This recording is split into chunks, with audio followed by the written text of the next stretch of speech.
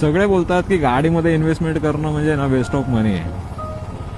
कारण वेळेनुसार आहे ना गाडीची किंमत कमी होत जाते. त्यापेक्षा ना चांगल्या ठिकाणी इन्व्हेस्टमेंट करा. समजा आज माझ्याकडे 7 ते 8 लाख रुपये ना मी एक चांगल्या ठिकाणी इन्व्हेस्टमेंट केले. हां, माझं वय 28 आहे. 27 ते 30 वर्षानंतर म्हणजे माझं 55 ते 60 वय असेल त्यावेळी मला आहे ना त्याचे ना 70 लाख रुपये ना रिटर्न्समध्ये भेटले. पण माझ्या वयाच्या 55व्या वर्षी त्या 70 लाख रुपयाचं मी करू काय? ना माझ्या अंगामध्ये तो जोश राहणार आहे ना ती ताकद राहणार आहे.